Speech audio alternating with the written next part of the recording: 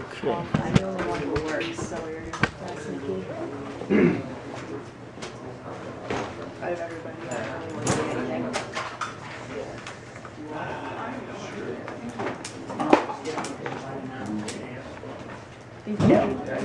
That's how I said that. Okay, a little review from yesterday. Okay.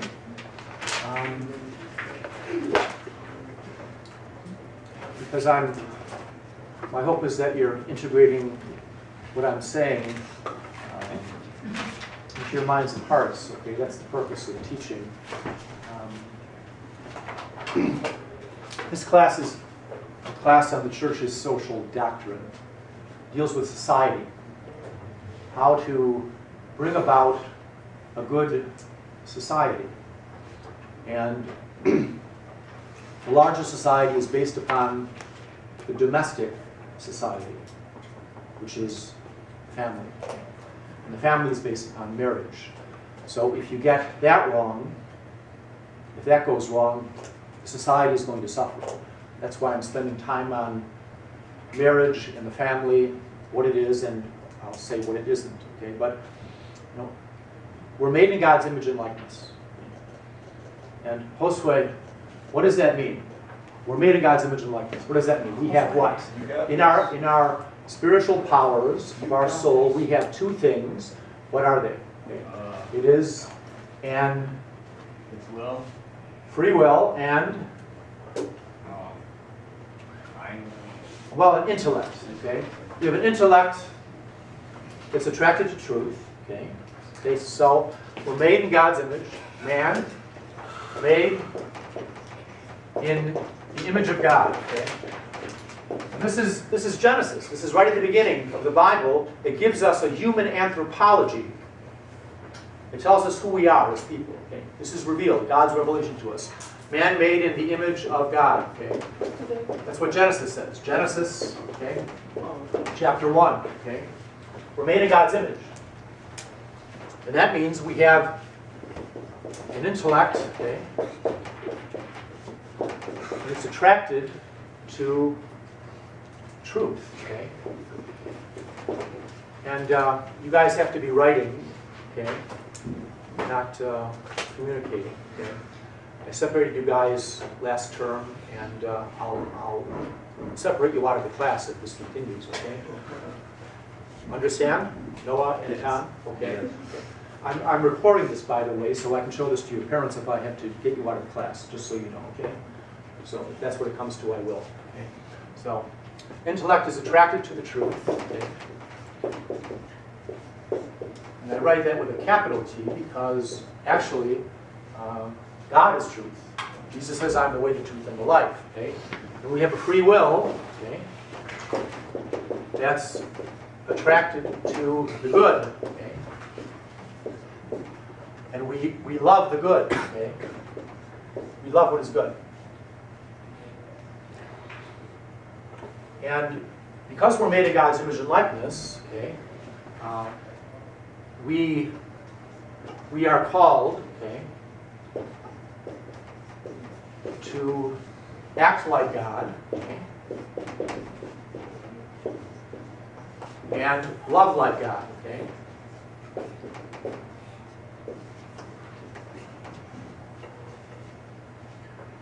So we have to act like God, love like God, because we're made in God's image and likeness. And this has an application to all of our lives, but to our important topic that we're addressing right now, before we get into the large society, it has application to marriage and the family. Okay? We're called to act like God and to love like God. Now, how does God act? What does God do? God is active. Okay? Our God is an active God, and in God, okay, God's love, okay, is life-giving. Okay?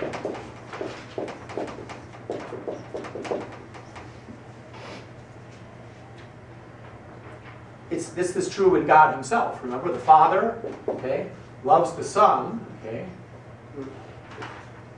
and the Holy Spirit is the fruit of the love between the Father and the Son. The Holy Trinity is a trinity of three persons in a bond of love and life. Okay? So, love and life define the Trinity. Okay? God's love is life-giving. No, God's love is life-giving within God himself, because there's one God, okay? Only one God. But three persons in the one God. This is within God himself. But God acts outside himself. He creates. He created us in his image and likeness. Okay? So we are supposed to act like God and love like God. Now, human love, okay, we're talking about the expression of human love between a husband and a wife, it has to be God-like. Okay? Love, God's love is always life-giving. Always, okay? Okay. I'll put that here, always, always. Okay? Always. Always. God's love is always life-giving. Okay? And human love, okay, human sexual love, okay, between a husband and a wife, H and W, okay, husband and wife, has to be open to life, okay?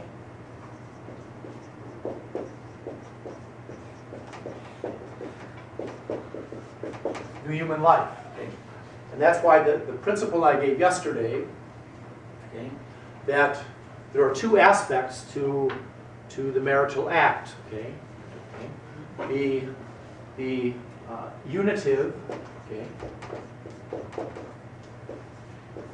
unitive or love, meaning of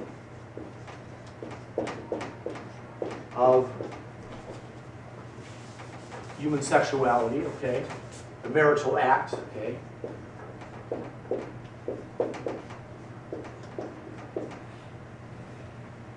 is inseparable from, okay,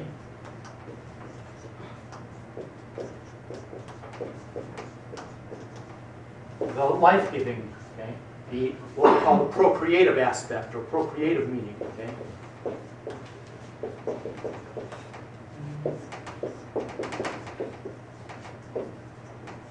You cannot separate them in God's plan because human love is supposed to reflect God's love.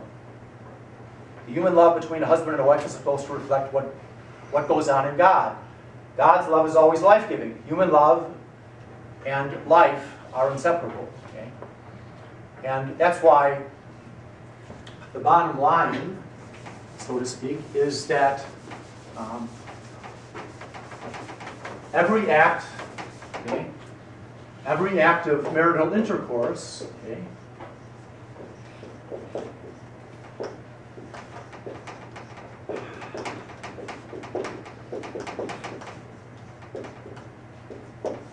must remain open. Okay. Marital or martial? Marital. Okay. Marital must remain open. Okay. To the possibility. Okay.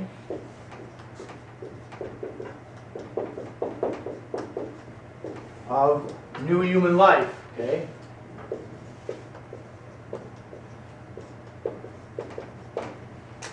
Every act of marital intercourse must remain open to the possibility of new human life.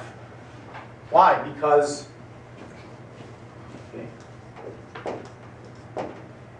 true love, okay, true human love, marital love, okay,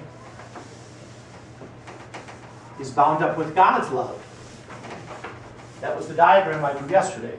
Okay, true, authentic human love, okay, or marital love, okay,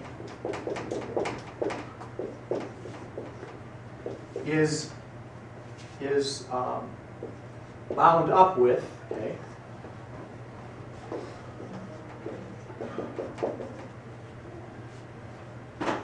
we say participates in, okay,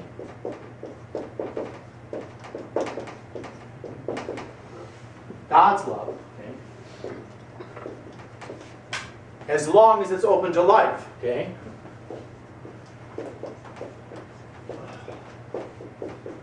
As long as it remains open, okay, to life.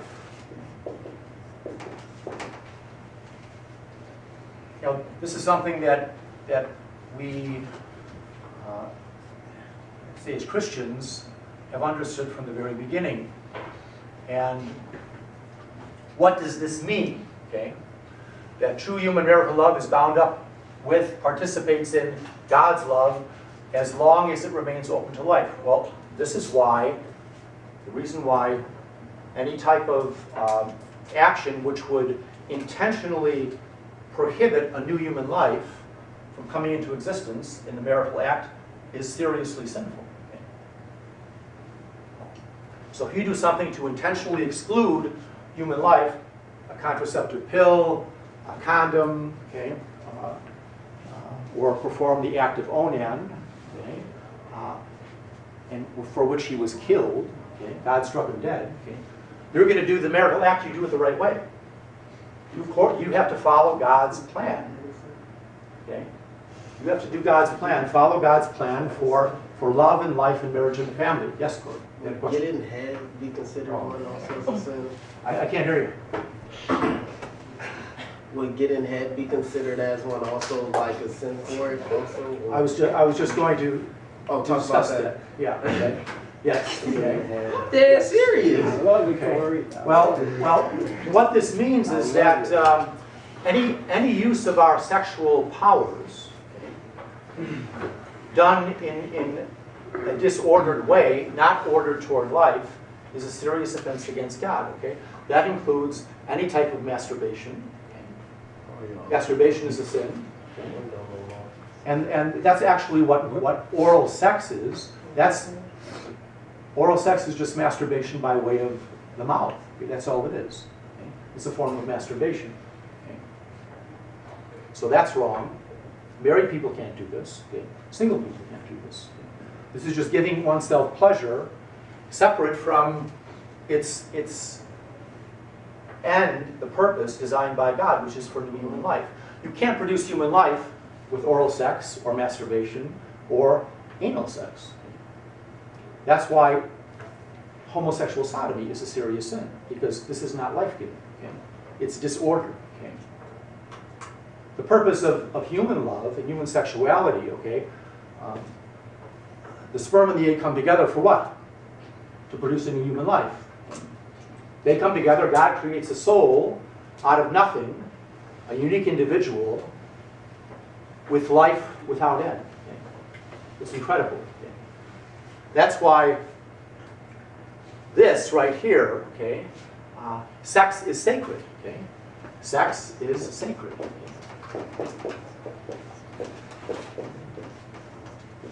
It's holy. Okay?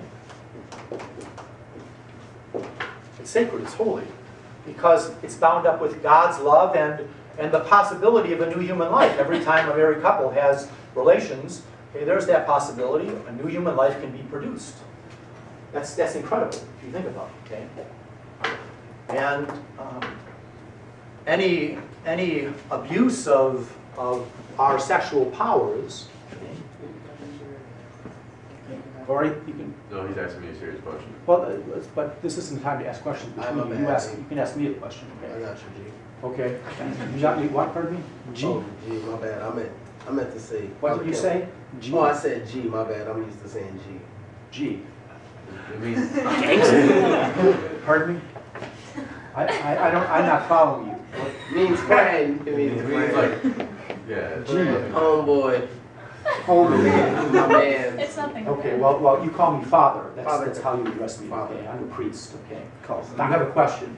Well, what is it? I was gonna say, so every time a married couple does sexual intercourse, it's only to have kids, really? Like every time, too, the purpose is to have kids? Well, you have to be open to that possibility. Okay. Because practically speaking, the woman is only fertile a couple days a month. Okay? So practically speaking, the odds are you're not going to have a child, okay? Because there's only a window of opportunity a few days before she ovulates and a few days after. That's how sexuality works. Okay? So, and that doesn't mean that people have to abstain from sex because it looks like, you know, from say the woman, if you're practicing something like natural family planning and you're charting a woman's cycle, her monthly cycle, you can know that she's not going to have a child, or it's likely, more than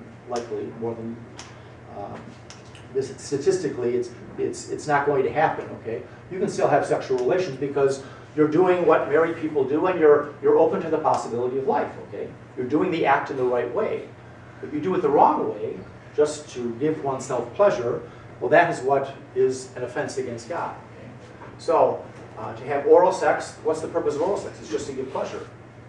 Okay? The unitive and the procreative go together. You can't separate them. Okay? You can't give yourself pleasure, masturbation, or give someone else pleasure by some unnatural act that can't produce life. Life has to be possible, the possible end of any act of our sexuality. Okay? That's by God's design. This isn't rocket science. This is just something that you can look at the way we're made, and we can figure this out. Okay? This is using our reason, but it's also what God has revealed to us. Because what's the first command that God gave to the human race? After he made them male and female, the very first command he gave to the human race was, be fertile and multiply. Okay? Fill the earth and subdue it. God wants us to increase the human race. Okay? So, any act of in fact, I'm going to write this on the board just so you will have it in your notes, okay? And the principles that I've just laid down here, okay, that sex is sacred and it's holy. That's why I tell people, pray before you make love, because this is a holy action. Okay? It doesn't take away the pleasure from it. Okay? Married people can still have a good time. Okay, they're still enjoying the pleasure of the act, but they're realizing that, hey, you know, we're doing something that is participating in God's love, and could result in a new human being with an immortal soul that will never die. That's the result of this. That's incredible. That's awesome. Instead of just thinking I'm having sex on a physical level, no, we can't think like that as Christians. Okay? So, the reasons I just set down here, so any act which by nature,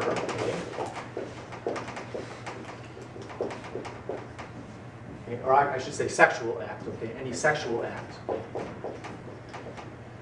which by nature cannot produce life, okay,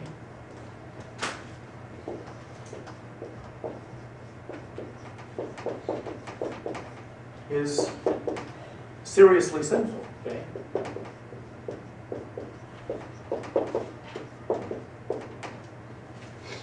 Because God gave us our sexual powers for a purpose, and He intends us to use those powers in the way He designed. So any sexual act which by nature cannot produce life is seriously sinful. And that's things like, okay, oral sex, okay, masturbation, okay, or anal sex. Now, these actions, they're sterile, okay? They're sterile, okay? They cannot produce life, okay?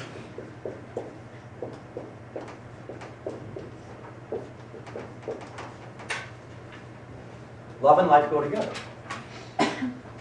And you can't even say that this is an act of love, okay? Some people try to say that these are acts of love, but they're not, okay? They're just giving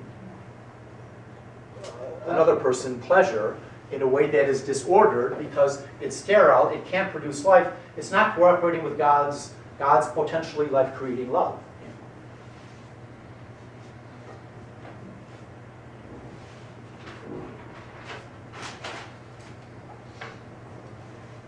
And any act which Okay, any act which by its nature cannot produce life is seriously sinful. Also, okay, also,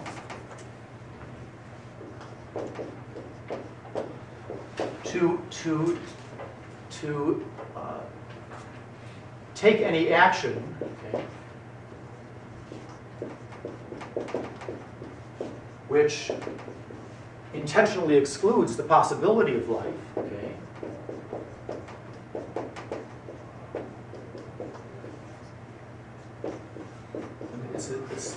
the key is intentionally, okay, which intentionally, you're intending to exclude the possibility of life, okay,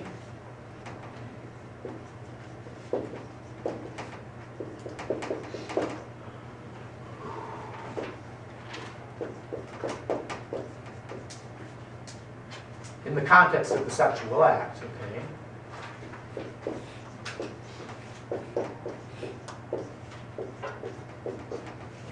Is seriously sinful, okay?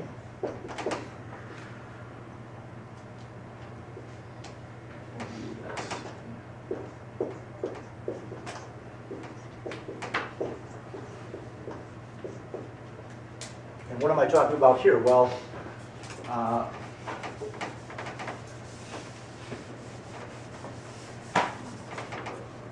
contraception, okay?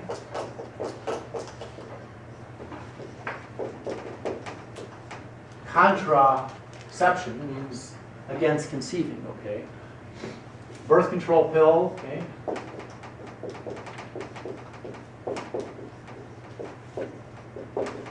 Yeah, condom.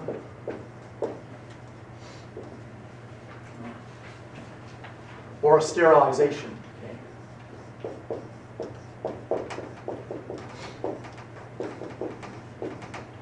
To render oneself sterile, okay? I'm going to go in and have an operation so I can't have any more children. Well, no, we can't do that. We have to remain open to the possibility of life. Okay? So these are seriously sinful actions, okay? Which exclude us from God's love. Okay? They separate us from God. If someone's doing these things, they're not in God's grace. They're not in His friendship, and they harm us. They harm couples. Okay? I mentioned yesterday that when the birth control pill became popular, okay, you can look at a graph which shows that the rate of the use of the birth control pill and the rate of divorce both went up. Okay?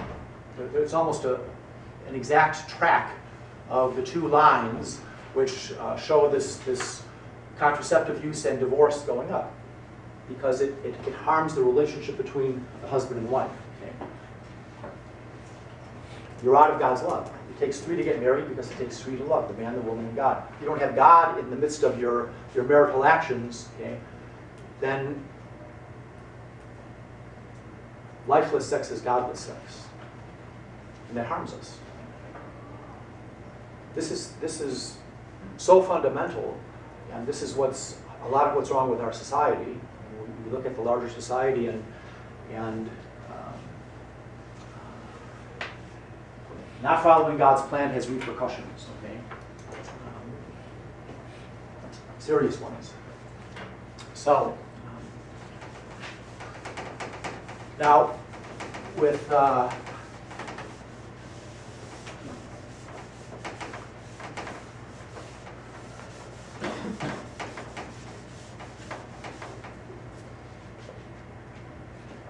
marriage is the fundamental cell of society. Our larger society is built upon it. There are efforts going on right now. In fact, our neighbor to the south in Illinois, they just passed a law which was signed last week by Governor Pat Quinn to allow, well, to redefine marriage to include two people of the same sex. Okay?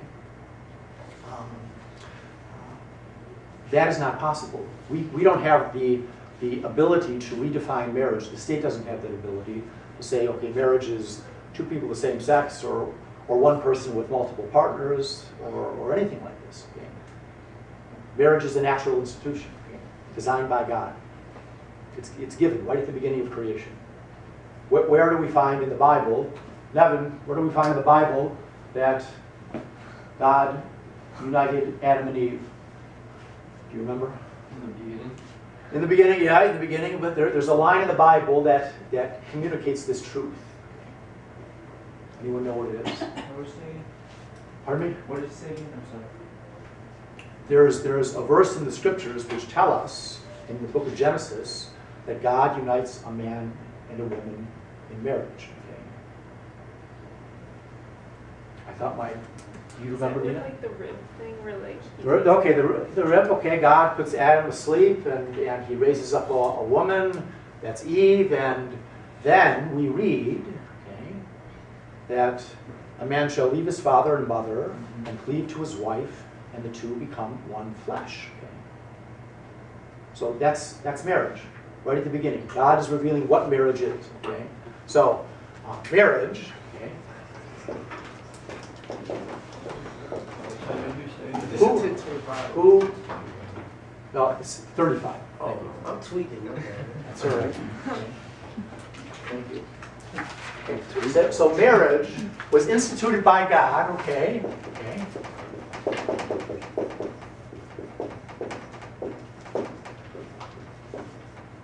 At the beginning, okay? At the beginning of, that's beginning, okay, of the human race, okay? Adam and Eve. Okay. Adam and Eve, okay? A man shall leave his father and mother.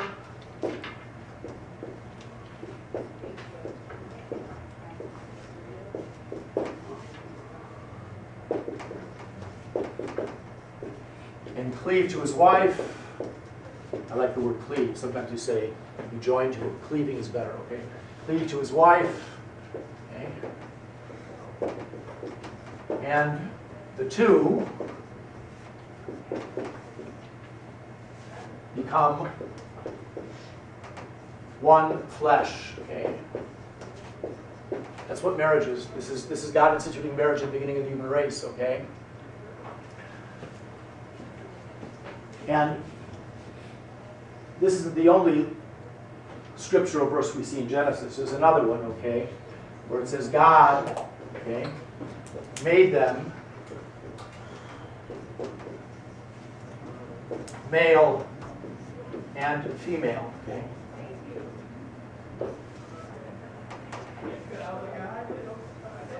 God made them male and female. That's the first chapter of Genesis. This is the second chapter of Genesis.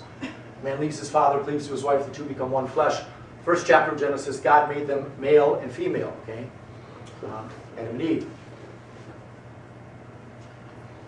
So marriage in God's plan involves the two becoming one flesh. Not just one in mind and one heart, but truly one flesh. What does being one flesh mean?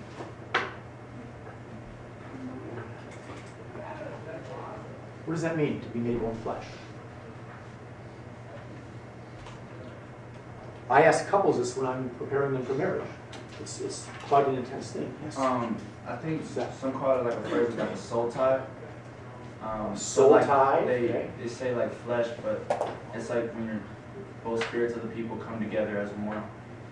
Well, it's even more than that. And you guys are like mentally, sometimes like they call it like mentally attached or physically attached. They're mentally and physically attached. Mm-hmm. That's what one flesh means. Mm-hmm. It means you're no longer two but one flesh. It means one flesh. Okay, one flesh means. And I tell couples this when I'm preparing them for marriage. When you exchange those vows of marriage, your body is no longer going to be your own. It's going to be your spouse's. And your body's going to be no longer your own. It's going to be your spouse's. You have rights over each other's bodies because you're one flesh.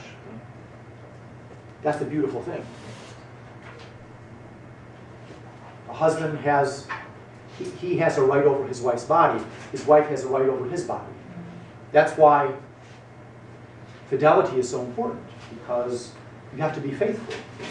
You can't be, you're made one flesh with someone. You can't go engaging in activity, sexual activity, with someone else. That's a serious sin because you're breaking the one flesh bond there. Okay? You're violating it. You can't break it. Because what God has joined, no human authority can separate. Okay? So you're made one flesh. Nothing can separate what God has joined. That's what Jesus said. Okay? That's why it lasts until death. Only death breaks the marriage bond. Okay? And it's an incredible mystery when you think about being made one flesh. Okay? So your bodies are no longer your own. That is why husbands and wives can do the things they do. Okay? Because they're one flesh. They're no longer two but one flesh. It's more than just one in mind and heart. You're really one body, so to speak. Okay? And that's an incredible mystery. I tell couples I'm preparing for marriage, you can think about this for the rest of your life. You're no longer two but one flesh after you exchange those marriage vows. Beautiful. Okay? Beautiful. So, and to maintain that one flesh, and who is it that joins you? Okay. Who is it that makes you one flesh? God. God does. Okay. That's why it takes three to get married, because it takes three to love the man, the woman, and God. It's not the couple themselves that does it, necessarily. God makes them one flesh. Okay. God unites them. Okay. So they're no longer two, but one flesh. It's God who does this. Okay. God does it. Okay. God, okay, does this. Okay. Makes them one flesh. Okay. Takes three to get married because it takes three to love the man, the woman, and God.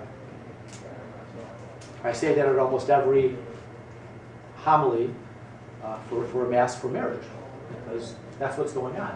God is joining them together. It's not just them, they themselves. And once God has joined them, He expects that they use their sexual powers participating with His love. And if they violate that, then they harm themselves. That's the whole contraception and sterilization thing. It harms marriage. Okay? It breaks up marriages. Because God isn't part of this action. Okay? Who's out there? What? Okay. Oh, that's good. Okay. Get out of here.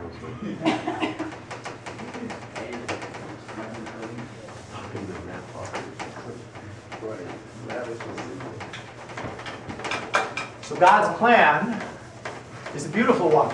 Okay? He wants people to be happy. He wants their expression of love as husbands and wives to be open to His life-giving love to bring forth new life, to bring forth children. Now, what if someone's naturally unable to have children? Well, they can still engage in the marriage act because they're doing the act in the right way, and they're open to God's life. It's just that there may be some physical impediment to this, and sometimes that can be helped with some medicine or some diet. Actually, can help someone return to their fertility. Okay, but this is all very beautiful. It's God's plan for love, for life, for marriage, and family. And God is good. He knows what's good for us. So He lays everything out for us in the Scriptures, in the teaching of the church, as to how to be happy and holy in our lives and in our married lives. Because after parents have children, what do they do with them? Raise them. Just raise your hand when you answer, okay? Yes. Raise What, them. and Love what does them. that include? Love them, and they form them. Oh, those things.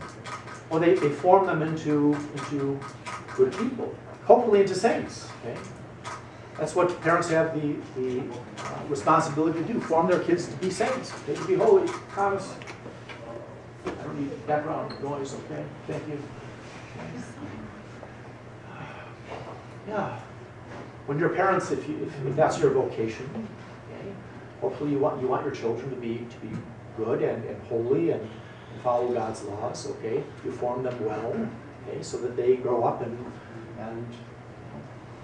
be good children of God.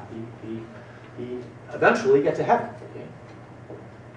Now, well, I see I'm almost out of time, but I will continue tomorrow with